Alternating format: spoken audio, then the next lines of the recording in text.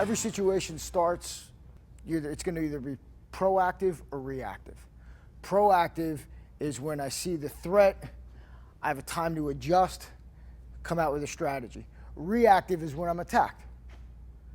That time you're just instinctive, you're moving, and you're just going, hopefully hopefully you've got the proper training and you got the right attitude. Okay, so in a proactive situation, when we're in what we call an interview position, we have a tendency to, like when we're interviewing somebody, to keep the weapon forward. Okay, the only reasoning behind that is because it's within my field of view. Again, I've always got to assume that there's more of him. Okay, he's got friends, he's got accomplices. Typically, the idea being that if I keep the weapon in back, I can defend it so it's me between the weapon. In reality, if there's another person here, if the guy comes up and hits you over the head with a club, it's over anyway, and that's probably what's going to happen. But for the most part, if he makes a mistake, at least there's a third party trying to grab my weapon while I'm here, maybe you have a half-second chance better with the weapon here.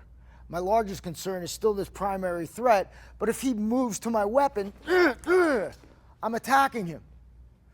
It's going to act as a distraction, and it really doesn't matter the inch or two if he's grabbing it here, it doesn't matter. It doesn't matter. So we'll practice weapon in front just for here, but after we engage and then we go back, or our weapon's drawn, it's in the rear hand. The weapon is always in the rear hand. The only time it's not in the rear hand is if you have an edged weapon and you're fighting knife to knife. Okay, now, if you're in this position, you're in a non-threatening stance. Okay, my hands are the hands are crossed, lead hand in front, like so. If his hands happen to be crossed, okay, my hands are folded, not wrapped, lead hand in front. If his hands are folded, my hands are here, or I'm talking to him here in a non-threatening manner. There's no difference between this, or this.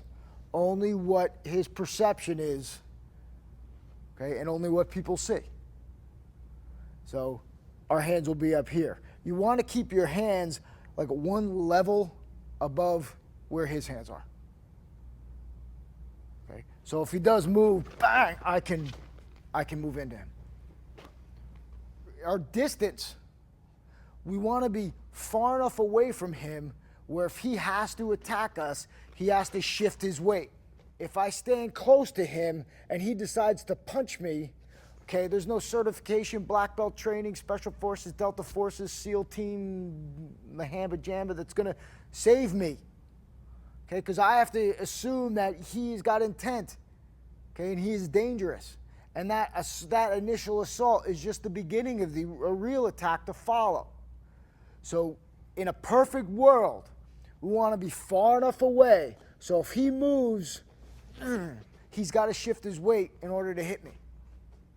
Then you can react proactively and hit him with a preemptive strike and immediately head him off at the pass. He moves at me, and in the training system we cover this extensively. I mean, we're moving, okay. We're not waiting for, to determine what he's going to do. I only know distance and position. We're standing, I'm standing, he's there. There we go. If I were to draw a line here and then I've got to intersect it with a perpendicular line, this is his weakest point of balance. I don't want to be matched up 50-50, so what I'm going to do is just slightly turn on that angle. So now my center line, his vital target areas, okay, are right in line with my power because I'm driving into here. Also, I want to be off and protect my line of balance and my vital target areas. So our interview position would be like this. Weight on our front foot, because we're not going to, if we do move and if we do happen to go forward, we're going to have to do it in such a way where we don't telegraph our technique. So we're going to do things like a drop step, bang, which are going to allow us to put the most weight and power in our technique without telegraphing or moving or letting him know, tipping our hand. So it allows us to lead with speed and follow with power. After it's on, it's on. So we want to line up in a perfect world here. If he shifts his feet, okay, I'm going to continue to move. Now, if you notice, if I move here, Pete's off balance from this direction. Stay there again. Okay, if I move to the side, he's a lot more difficult to move. So the interview stance and the interview process starts to set up our proactive mindset. If I see him drop his foot, okay, I'm also now aware that he's thinking of something. He's lining you up now. So the interview stance sets the table. Okay, then it's up to him to determine what you do next. Once this is established, he makes a move towards me, it's on. Okay, there's nothing else that needs to be said. Doesn't matter if it's a punch, a stab, it doesn't matter. We know he's attacking us, we're reacting accordingly.